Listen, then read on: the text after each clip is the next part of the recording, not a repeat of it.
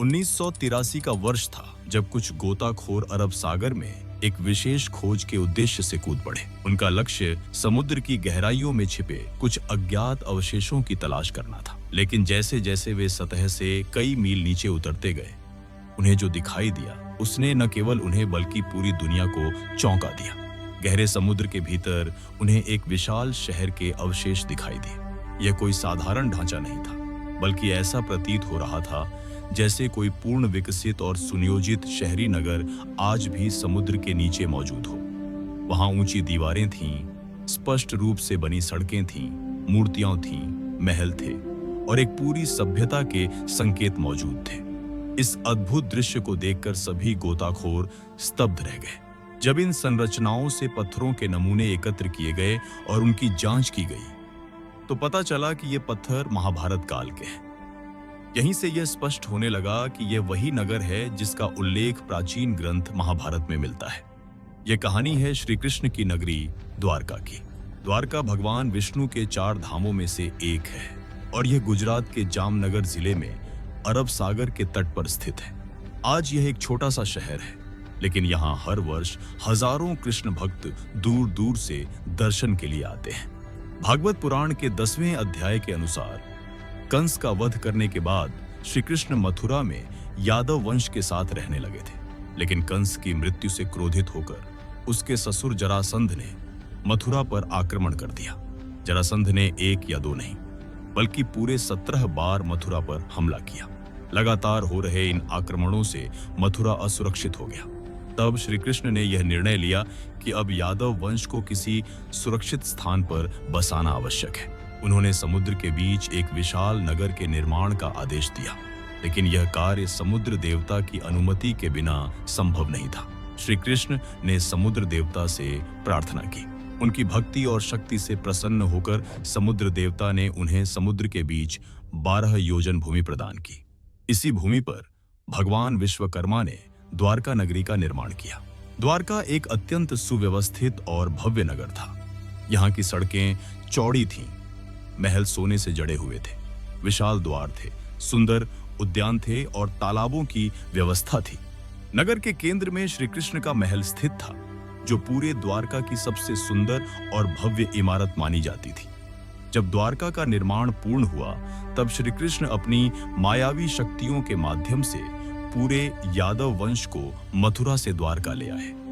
इसके बाद उन्होंने मथुरा लौटकर जरासंध और कल्यवन से युद्ध किया और विजय प्राप्त करने के पश्चात पुनः द्वारका लौट आए। इसके बाद वे अपने परिवार के साथ सुखपूर्वक जीवन व्यतीत करने लगे। लेकिन इस संसार में सुख और दुख का चक्र कभी रुकता नहीं है। कुछ समय बाद महाभारत का भयानक युद्ध पांडवों और कौरवों के बीच हुआ। इस युद्ध में श्री कृष्ण ने अर्जुन के सारथी के रूप में अत्यंत महत्वपूर्ण भूमिका निभाई।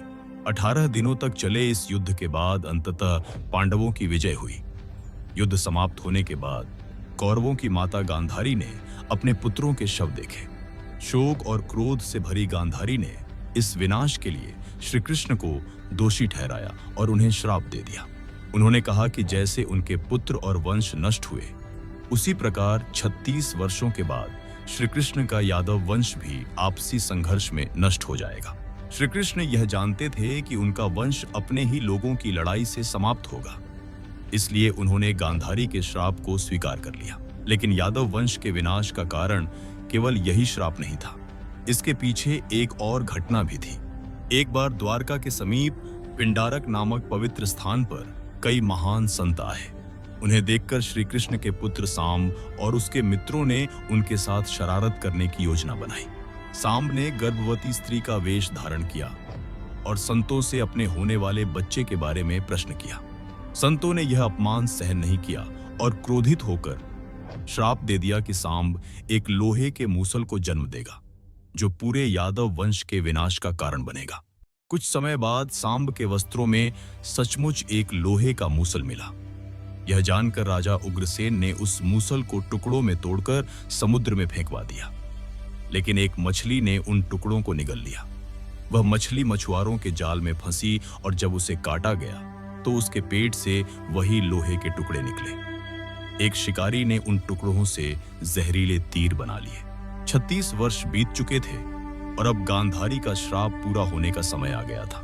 यादव वंश शराब के नशे में चूर होकर आपस में लड़ने लगा।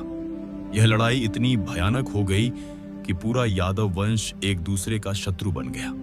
यहाँ तक कि श्री कृष्ण के पुत्र भी इस युद्ध में मारे गए। धीरे धीरे पूरा राजवंश नष्ट हो गया और बलराम ने भी पृथ्वी त्याग दी। जब श्री कृष्ण ने यह सब देखा तो वे एक पीपल के वृक्ष के नीचे बैठ गए। उसी समय जरा नामक शिकारी ने उन्हें हिरण समझकर वही जहरीला तीर चला दिया जो मछली के पेट से मिले लोहे के टुकड़ों से बनाया गया था। तीर श्री कृष्ण के पैरों में लगा और इसी प्रकार भगवान श्री कृष्ण ने इस संसार को छोड़कर अपने धाम की ओर प्रस्थान किया। जब यह समाचार अर्जुन को मिला तो वे तुरंत द्वारका पहुंचे। वहां का दृश्य देखकर उनका हृदय कांप उठा। पूरी द्वारका आग की लपटों में घिरी हुई थी। श्री कृष्ण के वचनों के अनुसार अर्जुन ने वहां मौजूद सभी स्त्रियों और बच्चों को सुरक्षित बाहर निकाला। जैसे ही द्वारका खाली हुई, समुद्र की प्रचंड लहरों ने पूरे नगर को अपने भीतर समा लिया। भगवान श्री कृष्ण की नगरी द्वारका हमेशा के लिए अरब सागर में लुप्त हो गई। आज भी यह प्रश्न बना हुआ है कि क्या यह सब केवल एक कथा है या इतिहास जो समुद्र की गहराइयों में छिपा हुआ है। अगर आपको ये वीडियो पसंद आया हो तो इसे लाइक और शेयर जरूर करें और कमेंट में हमें बताइए कि आप अगली डॉक्यूमेंट्री किस विषय पर देखना चाहते हैं।